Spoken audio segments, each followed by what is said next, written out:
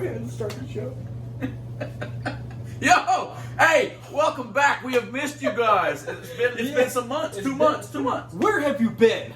Where have you guys been Yeah, I at? stole your line. That is my line. Where have you guys been Where have at? you guys been at? I mean, have you been watching this show at least? Loki? On Disney Plus? Because we're going to talk about it. And That's what we're here for. first off, if you've not watched it, spoiler warning, like this video, come back to it later after you've watched the show. Absolutely. Because we're going to get into some stuff, talk about some spoiler stuff about the end of the season and what to expect. Yeah. We're gonna give a rating. Let's talk about it a little bit first. We're going to begin the conversation with what did you think about Loki, the entire season? The entire season, I loved it. I really did. I really enjoyed it. It was really fun. We've talked about this before. Yeah. WandaVision was going to be like its own little realm type of thing. Like we knew Falcon and Winter Soldier was going to be a little more serious, action packed. Yeah. But everybody knew Loki was going to be just fun. I think this was probably the most anticipated one. Yeah. Because who doesn't like Loki? And it was really fun. Some of my favorite moments was I was nervous about the Owen Wilson casting. He's such a one-dimensional actor sometimes, but Wow. But he worked really well in this show. Just his banter back and forth with Tom. I would give his performance a wow. Wow. I really enjoyed that. I absolutely love that he fell in love with a female version of himself. It's so narcissistic. It's very Loki trait. It's definitely, it fits the Loki kind of character so well. I think we talked about this before, how like Tom Hiddleston was doing an interview and the person asked him about like a love interest, and he's like, well, you first have to love yourself before you love anyone else, which was like a subtle nod to like, I'm going to here's an Easter egg myself. Yeah, absolutely. Yeah, I liked her. I liked her too. Let's talk about Sylvie for a second. Like, I love Sylvie's character. I liked she was a little bit polar opposite than Loki in some ways. That last line in the show when they're like, he's like, well, you can't trust and I can't be trusted. That was kind of perfect. Like, it shows like the yin and yang of those two. Yeah. I also think it shows the difference in growth. Correct. So Sylvie was removed from her timeline, and the whole time has just been jumping around, focused on revenge and getting everything. Right. Loki he got to live his life, and so he has more growth. Kind of, yeah. And so that's why I feel like that's why she's just now getting the whole time Loki and the Avengers and Thor, he was focused on revenge because he was glorious purpose, yeah, as they say. So he had more growth, and I feel like that's why he says I can trust and and I can't be trusted. So yeah. I loved his growth. I think it was really cool how they showed his film. And how he ends, and that made him grow up a little bit. He saw his mom dying, and you definitely see the character change and what makes him now the Loki that we have. Yeah. I love that. I got some theories about the film. They showed his film, that's his life, so that's his story. But you can always edit in film, right? That's always been a thing. So that means his story could. We've probably edited this video tons of times already because we're morons. Wink. I don't know why I said wink out loud. I don't know. But this is gonna stand. Let's just keep going. So Alligator Loki, I know you were freaking Alligator out. Loki was amazing. They released a pair of Crocs that have the Loki horns on them, and I've never wanted a pair of Crocs, but guess what? Hey, Croc, if you want to sponsor this show and send me a pair, that'd be awesome. Also, if you're watching the show, that means we're doing something really great. Yeah, absolutely. And every day I ask myself why Josh is still single, and he just every day proves me right. This is my living room. Some other things I really enjoyed. Kang is here, bro. Jonathan Majors is Kang. Such a great casting. Marvel just gets casting perfect almost every single time. Kang was amazing. What did you think? Because I probably know a little bit more about Kang than you. You do. But what did you think of his... I love his... anybody... I know I have a brief, a little background check of him. Mm-hmm. But I love really, and Marvel does exactly what they do in regards to writing. The writing of the story was really good. I know there's some people who complain about it, that it was sometimes anticlimactic about how the show kind of ended. But I love the fact that initially when we meet Kang, he don't even say his name. He's like, oh, I'm the person the one at the end of time.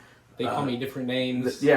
But the thing I love about it is that he says, I'm the one who held peace. If you do this, right, you're going to meet a whole bunch of different devils. There's a name for his character. I can't remember. It's some sort of like Immortus, I think that's his character in the future. That is what he wants all the kings to become, because that's like the one who controls everything. Yeah. So maybe it was like a version of Kang, He Who Remains and Immortus, which He Who Remains is actually a character, but it's not Kang necessarily. It's the guy who creates the Timekeepers, which was like a subtle nod.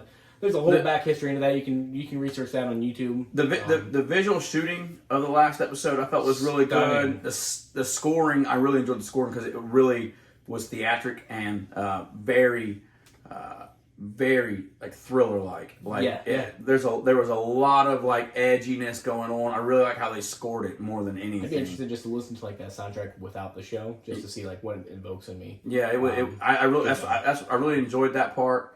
I really think in the future, I think Loki might be our new Sam Jackson in regards to Nick Fury always having the cameos. I think we're going to, and Tom's already came out and stated that he's willing to play do it forever. He loves the character. He loves being a part of it. Maybe he'll be like a Stan Lee in the future. He'll be like the person who does the cameo. No, I think it's going to be more of Nick Fury-ish. I think for this, but in the future, because he's going to be it forever. Who knows? I mean, yeah, we'll see how it goes. They've released some things that are hinting to how everything's going. Well, I talked about that shooting of that last episode, the visualization. I loved how Kane's. I love how his castle is right there, but you can see the timeline running by, and it's slowly just breaking off. Like just how they shot it.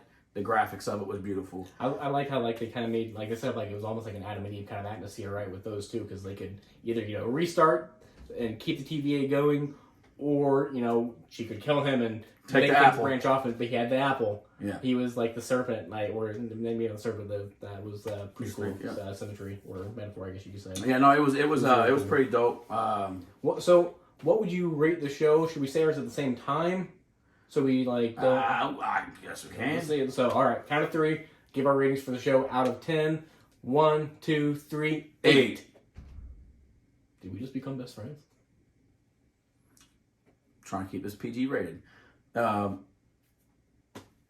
Anyway, yeah. So I thought you were going with like a 7 because I know you have a little more background in regards to the Can Conquer. So I thought you were going with 7. I thought the show like lived up to expectations. I mean, I know I was super hyped for the show. I think that they did a really good job casting.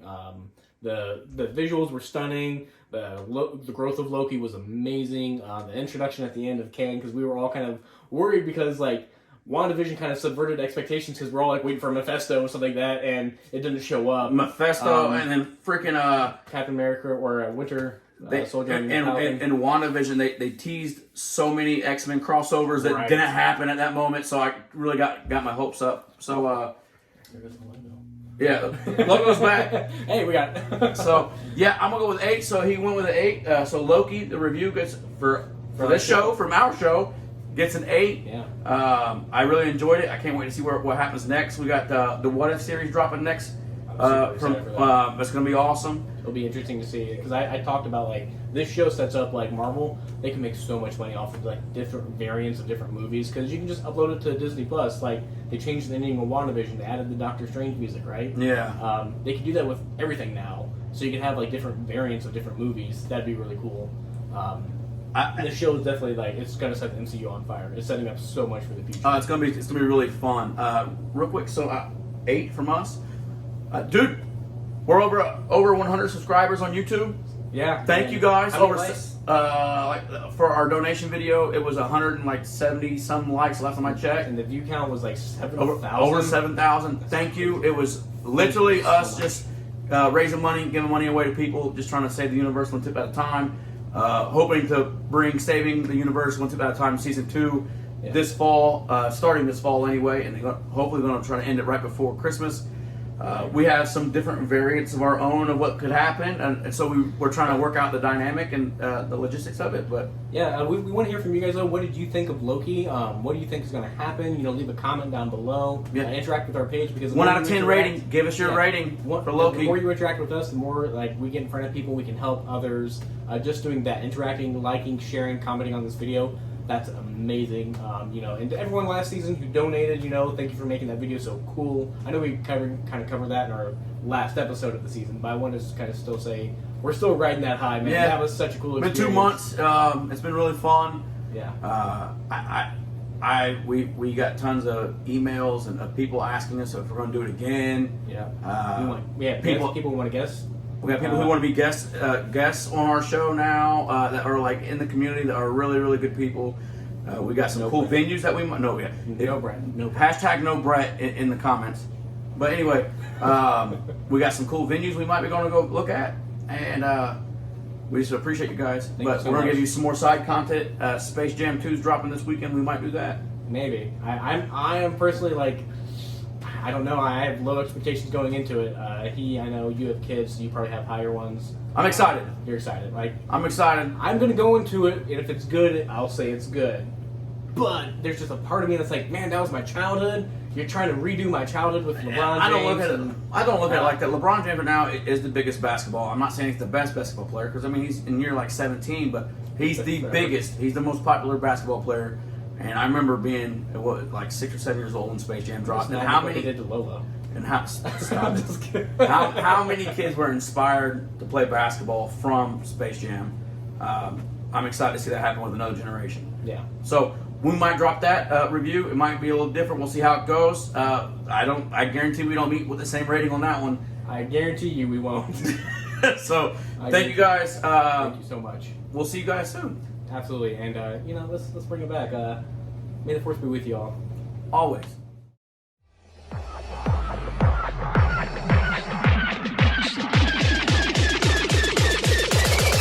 Come to the dark side.